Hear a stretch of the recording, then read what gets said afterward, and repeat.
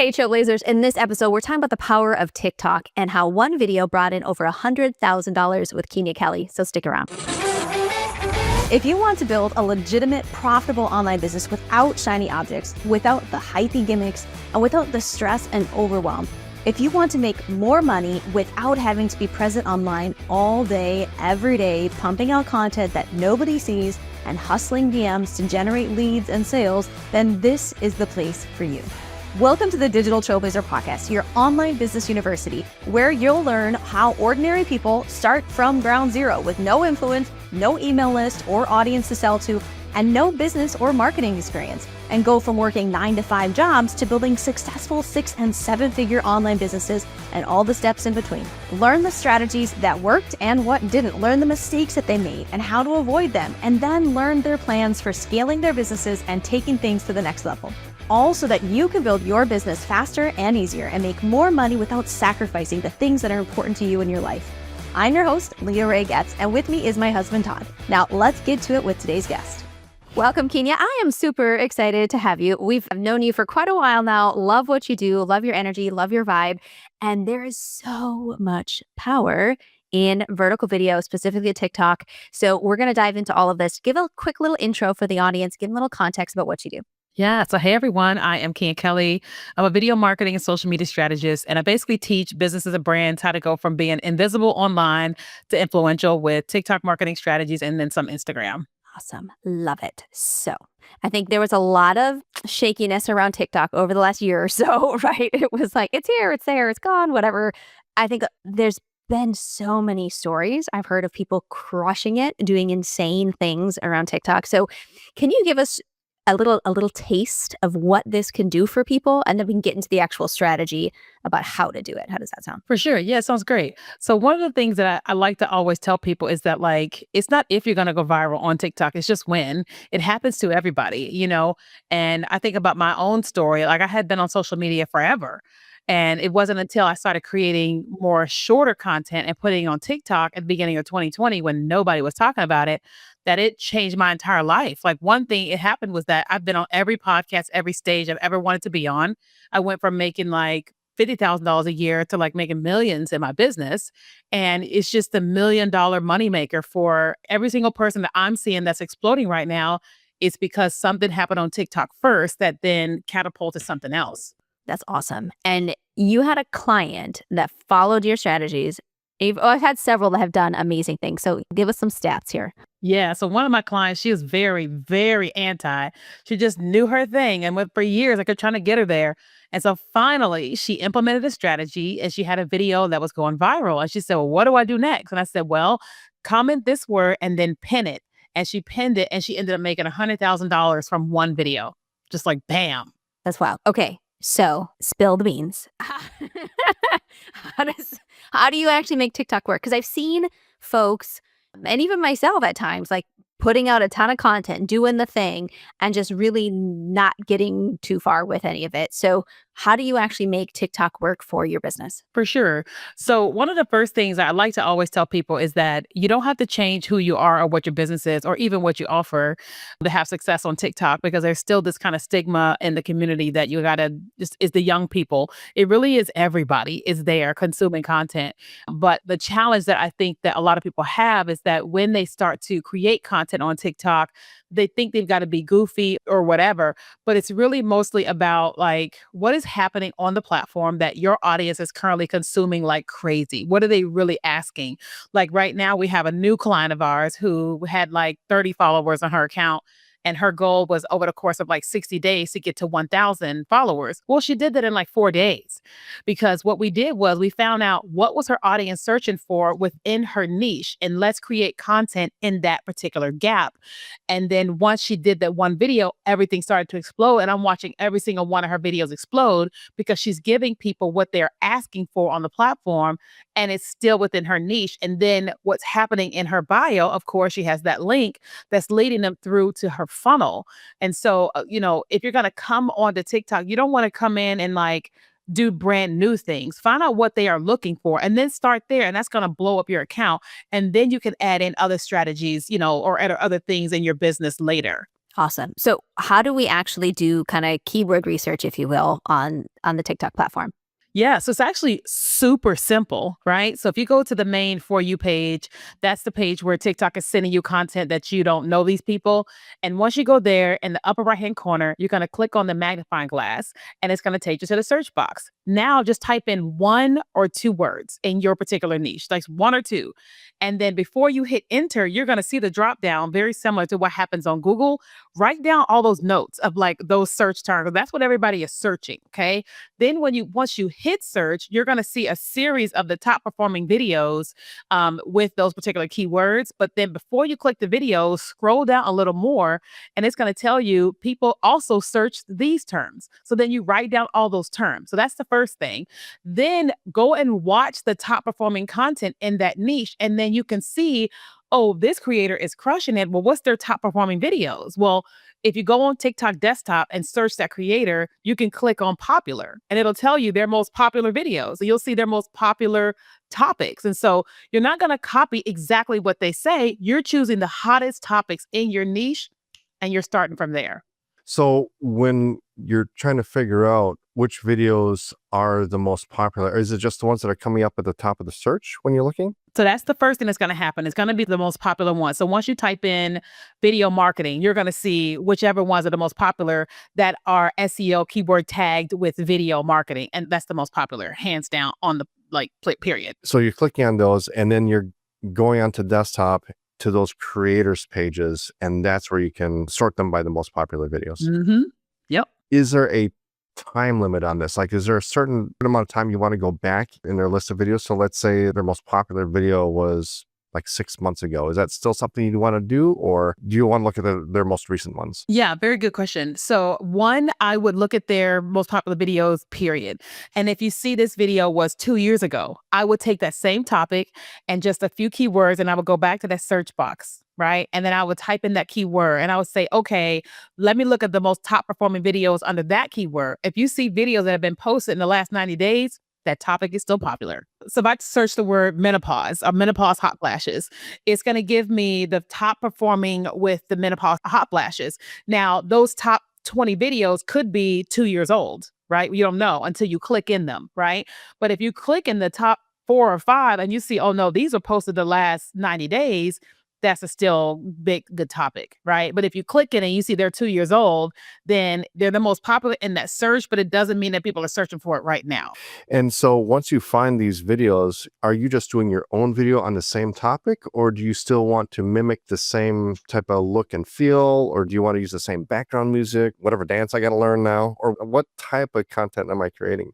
So it depends on what's happening in the video, right? So for the most part, there's a whole lot less dancing than there was in 2020, like a whole lot less dances. You're not doing that much at all anymore on TikTok. And you don't necessarily want to mimic them completely, because if that creator finds your video and you don't copy them, you got a problem. People are going to they're going to flag you. This guy is copying people. But you really more so are looking at the topic. Right? It's like, because if people are searching for that topic, you want to recreate that topic in your own way. However, if you see the style and you're like, oh, this is a great style, meaning that they did a green screen background that showing some kind of article, or they had some amazing text on screen, that's what you kind of want to mimic.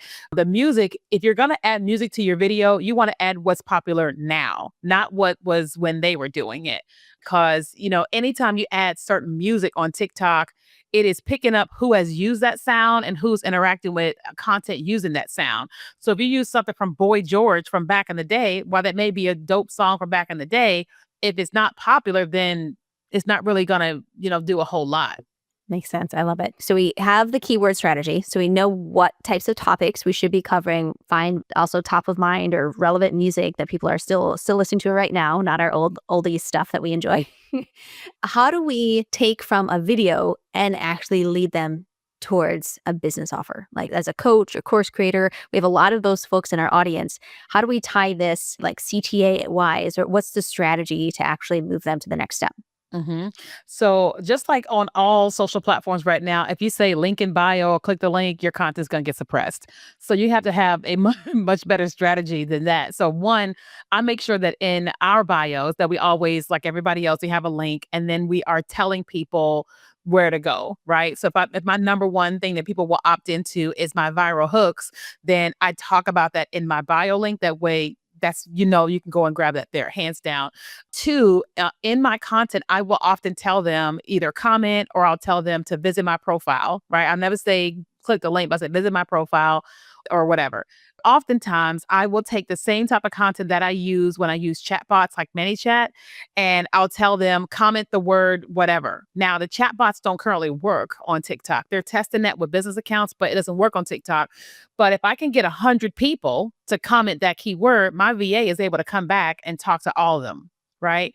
But I also started using the flow chat automation tool where you're able to all these people comment the word, I'm able to pull them into my system. So it's like a chat bot, but not quite like ManyChat. And I'm able to use that chat bot system to still send messages, and it also can send DMs.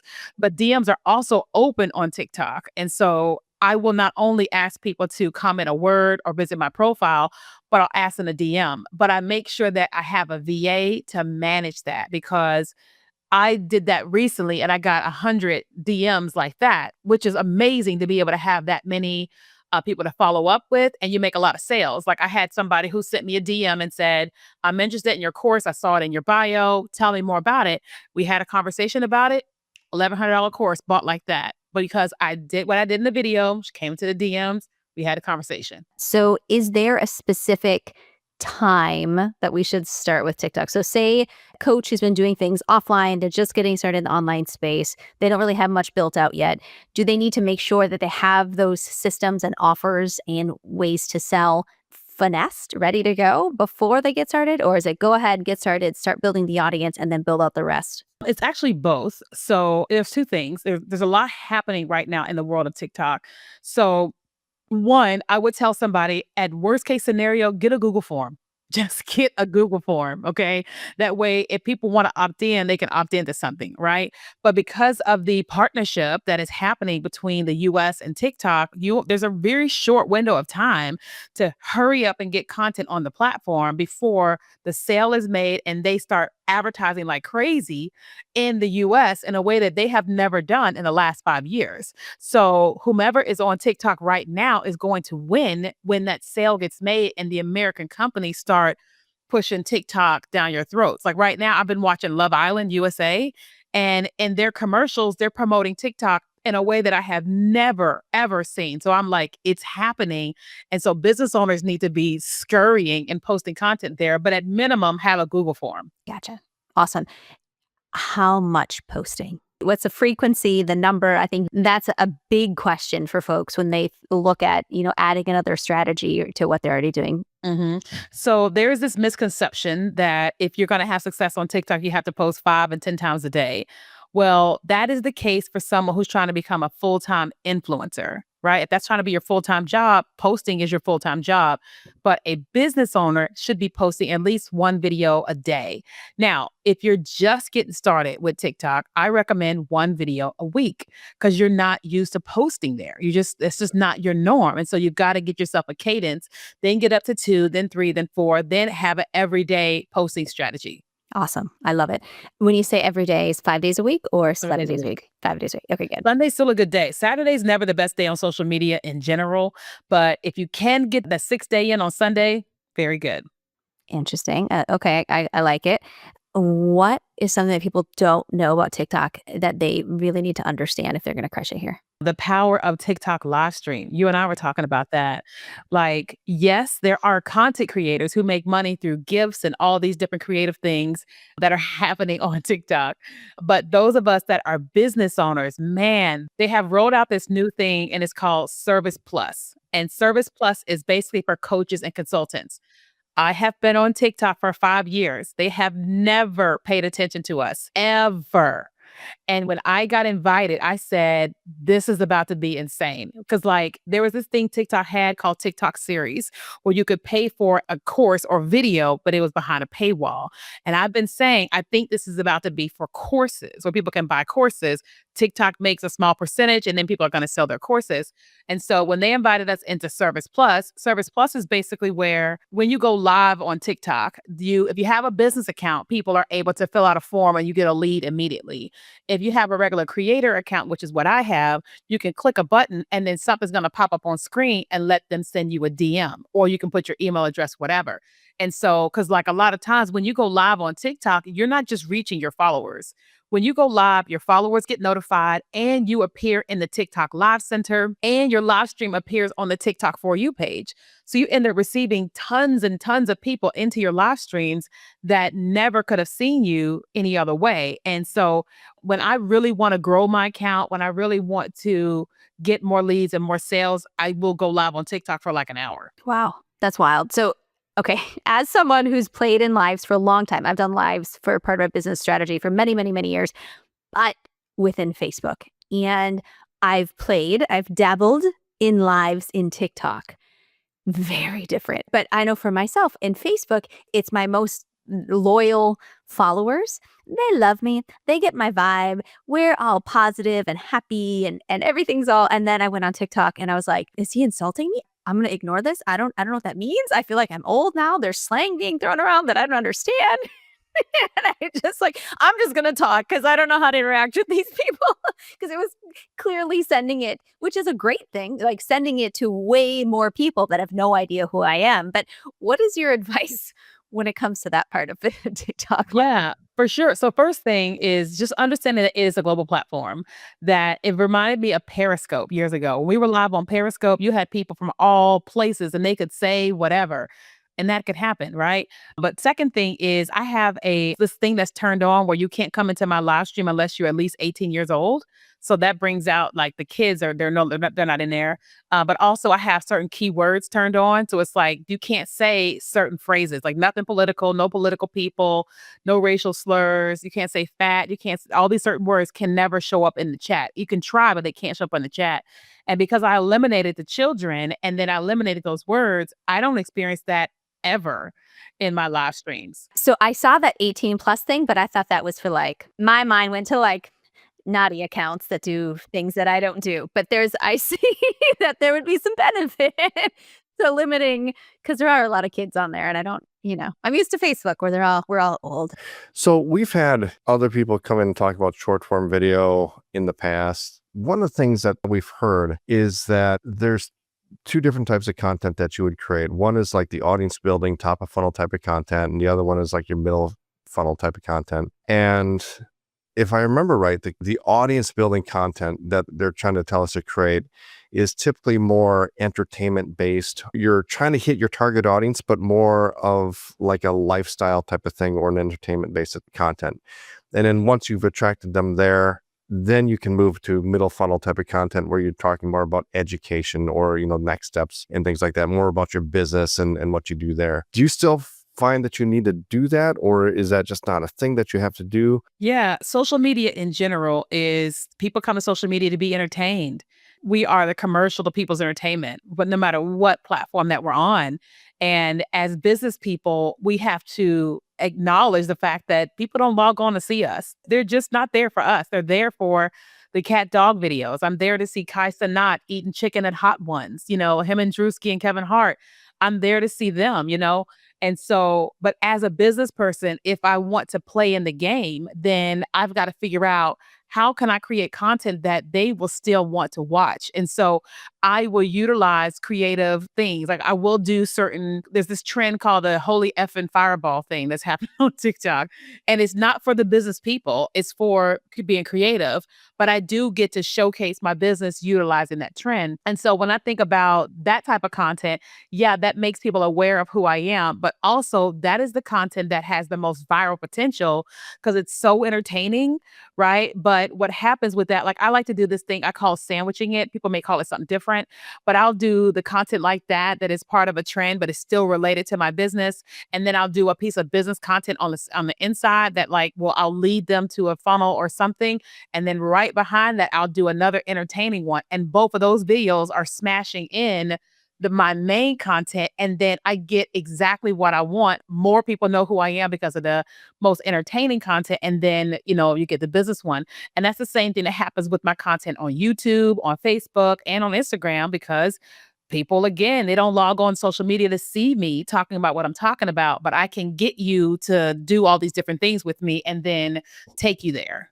Okay, gotcha. One of the things that I've been thinking about as you've been talking is what I see. I guess I'm not on TikTok. I'm on Instagram and I see these things, but it's like these AI videos of aliens or Bigfoot. They're, you know, You and show your interest. You're telling us what yeah, your interest is. and they're playing with dynamite or something, or they're eating humans. I don't know. But they're doing these funny things. That's what I find entertaining. And so I could see myself creating a video like that about, maybe Bigfoot trying to start an online business or Bigfoot trying to learn a TikTok video to promote his online course. I don't know. I could maybe see doing something like that. So yeah, I guess that makes sense in order to build that audience. And then that strategy of sandwiching it in between, I like that. That's smart. I think that's a good idea. It's just more interesting for people to watch, right?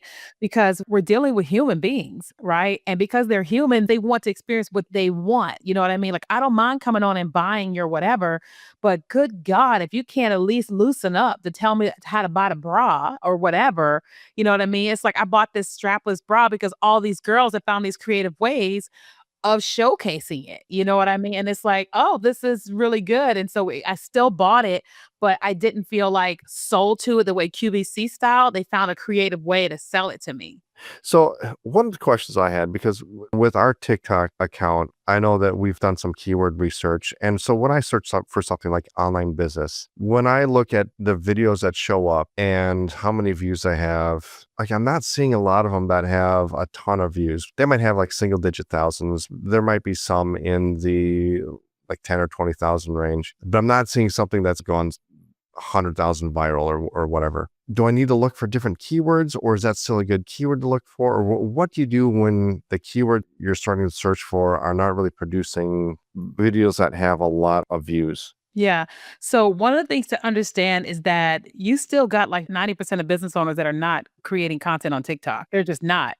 So there's a lot of people that when they go there, they're not going to find their audience because they're not there yet, because people have still been consuming more than they are posting. So if you're not finding it, then there's potential that there's not enough people there.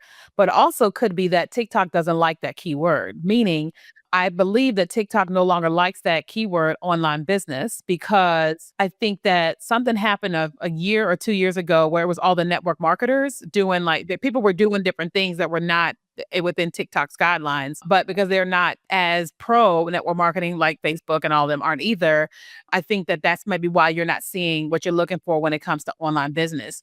Digital marketing works, things, other keywords. So I think it may be the keywords that you're searching is why you're not finding that. But there's people that are going to find a space where they're like, my people aren't here, or I'm not seeing the videos. And I always tell them, just because you're not seeing the videos doesn't mean your people aren't here. It just means people in your niche aren't posting content on TikTok, but they're here. They're all consuming, because most people don't know how to post on TikTok. They look at TikTok like, how do I do this? Because even though TikTok has dominated social media and beat the brakes off of Meta, it's still the baby. It's still the baby in the game in terms of how long it's been going. Like, they didn't have like a ads platform until 2021, I think, because they were forced into it because of COVID. And so everything is still in the infancy stages. So it's just crushing people because of people's attention spans. Yeah, I can see that. Now, I kind of want to circle back to something that you said earlier about going live and how you will go live for like an hour when you're trying to like push and grow your account. I'm curious about live strategy, like what kind of content you're putting out there. Is it kind of like a sales webinar on repeat? How much interaction are you doing during it? Like, what does this really look like if someone wanted to like, oh, I can just go live for a while? Like, okay, I'm in. Like, what should they do? Yeah, well, I'm kind of glad you said that about the live webinar. I did not know people were doing that. So when we hang up, I'm gonna ask you about how that person did that, because that's crushing. So the same way I would do like a Facebook Live, I actually go live on Ecamm and I stream on all of them at the same time. I do Facebook, Instagram, YouTube, LinkedIn, TikTok all the same time using Ecamm software. Well, it's just like a webinar. I will have my topic, I'll have my bullet points, and I'll teach. And I'll tell them, guys, stay on. I'm gonna answer questions at the end. And then I'm teaching, but while in the midst of my teaching, I'm talking about my offer and I'm making it pop up on screen. I'm doing all those different things. questions or whatever. And then at the end, of course, I do my pitch, but I stay on answering questions and I continue to pitch. But I love the idea of being able to run an automated type webinar, some type of situation, because the thing about live stream is that TikTok favors people that go live. Man, if you're going live, they are pushing out your content like nobody's business. Like I'm in that coaching program and they are rewarding us the more we go live. They keep giving us rewards every time we go live on TikTok because they're really, really pushing it, especially for coaches. Interesting. I think that's a gold mine. Everyone pay attention to that little nugget right there. Because there's so much money. Because like the creators have been doing it, and they're trying to get more business to come, and so they've got to lure us in with it because we're so used to being everywhere else. And so now they've got us in this little program. Like they sent me a survey and was like, I think it was like 4 questions, 5 questions. I answered a question that was in detail. They sent me $100 gift card because I gave them so much good information about coaches, and they're like, "You're our go-to girl," and I'm like, "I will be that." You know what I mean? So all the stuff that we're doing on TikTok, I know TikTok's algorithm is different than Instagram and YouTube. Would you do the same thing on those other platforms, or does this work just as well over there, or is this something that's really just focused on TikTok? Yeah, the cool thing is that it's all the same. So when I edit my content, I film my content in my phone, I edit in CapCut, and then we distribute to Facebook, Instagram, YouTube Shorts, LinkedIn, TikTok, all of them, the same video, right? Unless if I'm teaching a TikTok tip, I don't put it on Instagram because Instagram does not like it when I say TikTok. They are not a happy camper when I do that. So it's like, and then I don't teach Instagram on TikTok because they're like, we don't care about that. Right. So if it's main video marketing strategies, I share everything. But if it's TikTok related, it never goes to Instagram. If it's Instagram related, it never goes to TikTok. So you don't have to film everything for TikTok. It literally is, this is short video. This is the same person that is watching YouTube is also watching TikTok, right? Like my best friend, she's a huge YouTube person, but now she sends me so many TikToks in my DM because she can consume the short video better, faster than YouTube. YouTube is amazing, right? But you're able to consume more. And so she has now been turned into a TikTok person. I love that. So for someone you've now convinced that TikTok should have their attention and they need to separate creating content, what would be a basic video structure? Like what should this really look like? Amount of time, like, the different beginning, middle, and end. What do they need to have? Yeah. So we have what we call the 3-step method, right? And the 3-step method is hook, value, call to action. Period. And we know that it's just that initially we're kind of like, well, what does it have to be? No, hook, value, call to action. And the hook is the most important part of the entire video. Okay. Because the attention span of a person is like 8 seconds in general. But when you're on social media, you've got 2 seconds or they're gone.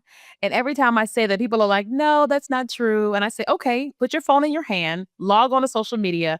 How long do you give each video before you scroll with your thumb? Not very long. You are gone, right? So it's what you're doing within the first 2 seconds. Either you've got people's attention or you don't. So I like to have 3 different hooks on a video, right? First is visual. What is happening visually in your video that's going to make me stop and watch you? Because if I'm just talking directly to the camera and nothing visually is attracting me, I'm gone because 80% of people watch videos on mute. You have to hit unmute in order to know what a person's talking about. So visually, something's got to happen. Okay. Second thing is the text hook. What is the text telling me is happening in this video? Because if you can tell me exactly what I'm about to experience, and I can decide from there if I want to unmute this. Okay. So, and then it's what they hear. Right? Because here is a third thing because they have to hit unmute to hear it, right? So it could be what you're saying, and it also could be the music that's connected to it. But it's the visual, it's the text, and then it's what they hear, and then provide the value. And I always like to tell business people, you can't go on and on and on, right? So focus on one topic and teach, share, whatever, and get gone, right? If a video does not need to be a minute long and you can deliver it in 35 seconds, deliver it in 35 seconds. If it needs to be a minute and a half, great, go that long. But if you're just continuing going on and on, they are just like this, get on with it.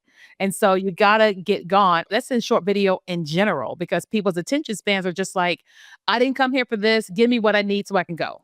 Do you ever burn in the subtitles into your videos? Burn in the captions? Yeah, the captions like in CapCut or whatever, because I think it has that ability where it just automatically puts it in there and it's on the video. It's not something that's produced by YouTube or TikTok or whatever. Yeah, so I do that. I haven't done it as much lately, but I do find a lot of value in it because if someone can read your video without listening to it, then that's amazing. Because sometimes people are in places where they can't listen to you, right? But if you have the captions there, that's amazing.